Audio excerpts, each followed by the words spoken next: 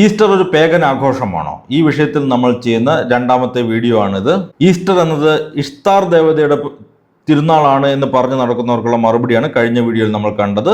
ആ വാദങ്ങളിലൊന്നും ഒരു തരിമ്പ് പോലും സത്യമില്ല എന്നും വെറും അക്ഷര സാമ്യം വെച്ച ആളുകളെ പറ്റിക്കുന്ന ഉഡായിപ്പ് വേലകൾ മാത്രമാണ് എന്നും തെളിവ് സഹിതം നമ്മൾ കണ്ടതാണ്. യാതൊരു തരം തെളിവുകളുടെയും പിൻബലമില്ലാത്ത അത്തരം ആരോപണങ്ങളെ നമുക്ക് കണ്ണുമടച്ച് തള്ളിക്കളയാവുന്നതാണ്.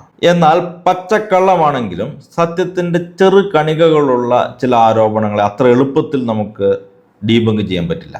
കാരണം ആ സത്യത്തിന്റെ ചെറിയ കണികയെ ഖണ്ഡിക്കാൻ പോലും നമുക്ക് കാര്യമായ പഠനങ്ങൾ നടത്തേണ്ടതുണ്ട്, പുസ്തകങ്ങൾ വായിക്കേണ്ടതുണ്ട്. അത്തരമൊരു ആരോപണമാണ് ഇന്നത്തെ വീഡിയോയിൽ നമ്മൾ പരിശോധിക്കുന്നത്. ഈസ്റ്റർ എന്ന പേര് ഇയോസ്ട്രേ എന്ന പുരാതന ദേവതയുടെ പേരിൽ നിന്ന് വന്നതാണെന്നും മുയലുകളും മുട്ടകളുമൊക്കെ ഈ ദേവതയുടെ സേക്രഡ് സിംബൽസ് ആയിരുന്നുവെന്നും പണ്ട് വസന്തകാലത്ത് ഈ ദേവതയുടെ പേരിൽ നടത്തിയിരുന്ന ആഘോഷങ്ങളെ ക്രൈസ്തവർ അടിച്ചു മാറ്റിയതാണ് എന്നുമൊക്കെയാണ് ആരോപണങ്ങൾ. സ്വർണ്ണ തലമുടിയൊക്കെയുള്ള ഒരു സുന്ദരിയായിട്ടാണ് പലരും ഈ ദേവതയെ ചിത്രീകരിക്കാറ്. സത്യത്തിൽ ഈ പറഞ്ഞതിലൊക്കെ എന്തെങ്കിലും വാസ്തവമുണ്ടോ? നമുക്കൊന്ന് പരിശോധിക്കാം.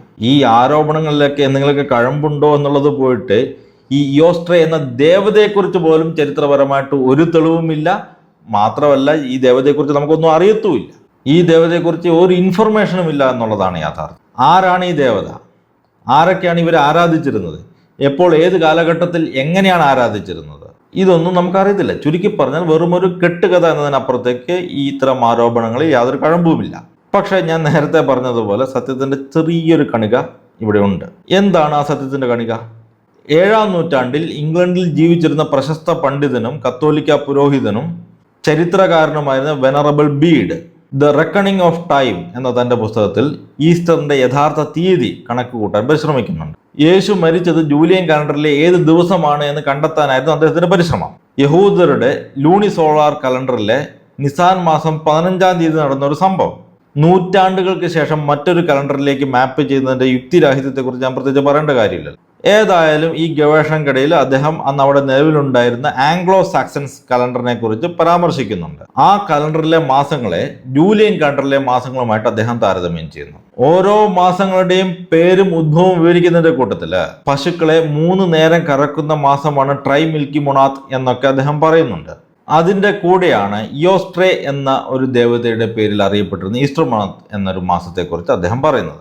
അതായത് ഏപ്രിൽ മാസത്തിന് തുല്യമായ ആംഗ്ലോ സാക്സൺ മാസം.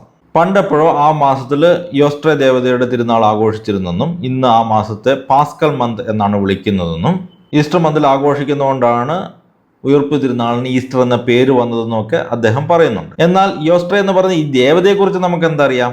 Absolutely nothing. ഈ പേരിൽ, ഇയോസ്ട്രേ എന്ന പേരിൽ ഇങ്ങനെ ഒരു ദേവത ഉണ്ടായിരുന്നു എന്നോ ഏപ്രിൽ മാസത്തിൽ അവരുടെ പേരിൽ ഒരു ആഘോഷം ഉണ്ടായിരുന്നു എന്നോ പോലും ഉറപ്പിച്ച് നമുക്ക് പറയാൻ സാധിക്കില്ല. കാരണം വെനറബിൾ ബീഡ് ഒഴികെ ചരിത്രത്തിൽ ഇതിനെക്കുറിച്ച് യാതൊരു പരാമർശവുമില്ല. ഈ ദേവതയെക്കുറിച്ച് ഒരു ലിഖിതമോ ചരിത്രമോ പുരാവസ്തു രേഖകളോ ഒരിടത്തും ലഭ്യമല്ല.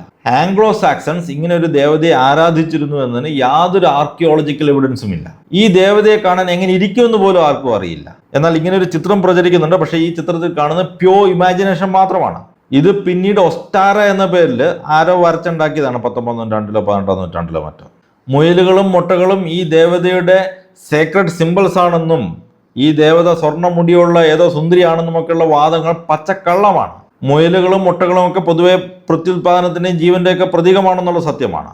പക്ഷെ അതൊഴിച്ചു നിർത്തിയാൽ ചരിത്രത്തിൽ ഒരിടത്തും ഒരു ദേവതയുടെയും സേക്രഡ് സിംബൽസ് ആയിട്ട് മുയലുകളെ കാണാൻ സാധിക്കില്ല. കുറച്ച് വർഷങ്ങൾക്ക് മുൻപ് ഫ്രാൻസിസ് മാർപ്പാപ്പ മുയലുകളെ പെറ്റുപെരുകുന്നത് പോലെ പ്രസവിക്കരുതെന്ന പോലെയുള്ള പ്രസ്താവനകൾ നടത്തിയത് അത് വലിയ വിവാദമായിരുന്നു. മുയലുകൾ പൊതുവെ പെട്ടെന്ന് പെറ്റുപെരുകുന്ന ഒരു ജീവി ആയതുകൊണ്ട് ഇതൊരു പ്രത്യുൽപാദനത്തിന്റെ ഫെർട്ടിലിറ്റിയുടെ ഒരു അടയാളമാണ് മുയൽ. അതുകൊണ്ട് ഈ മുയലുകളെ കുറിച്ച് അല്ലെങ്കിൽ പന്നികളെ കുറിച്ചൊക്കെ പറയുമ്പോൾ ഒരു ഫെർട്ടിലിറ്റിയുടെ സിമ്പിൾസ് അവിടെ ഉണ്ട്, സത്യമാണ്. എന്നാൽ അതിനപ്പുറത്തേക്ക് ചരിത്രത്തിൽ നിന്നോളം ഏതെങ്കിലും ഒരു ദേവതയുടെ സേക്രഡ് സിമ്പിളായിട്ട് മുയലിനെ നിങ്ങൾക്ക് കാണാൻ സാധിക്കില്ല.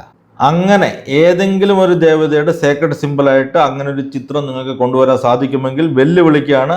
കമന്റ് ബോക്സിലേക്ക് സ്വാഗതം.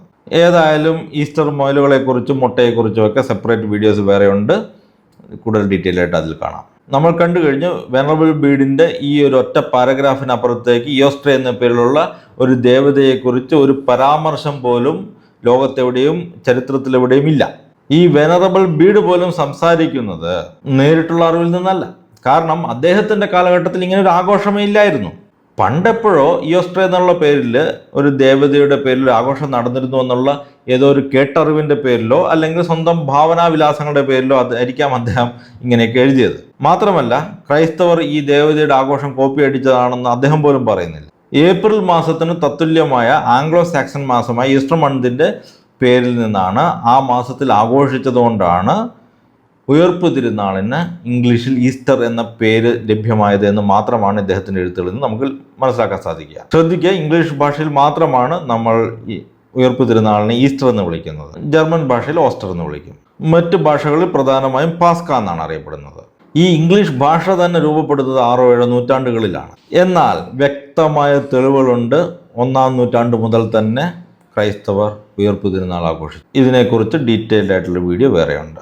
ഈ ഉയർപ്പ് തിരുനാൾ ഏത് തീയതിയിൽ ആഘോഷിക്കണമെന്ന കാര്യത്തിൽ മാത്രമാണ് ആദ്യകാല സഭയിൽ അഭിപ്രായ വ്യത്യാസം ഉണ്ടായിരുന്നത്. ക്വാർട്ടോ ഡെസിമൻ പോലെയുള്ള വിവാദങ്ങൾ അന്ന് പ്രബലമായിരുന്നുവെങ്കിലും ക്രിസ്തുവിന്റെ ഉത്ഥാനം ആദ്യകാല ക്രൈസ്തവർ ആഘോഷിച്ചിരുന്നു എന്ന കാര്യത്തിൽ യാതൊരു എതിരഭിപ്രായവുമില്ല.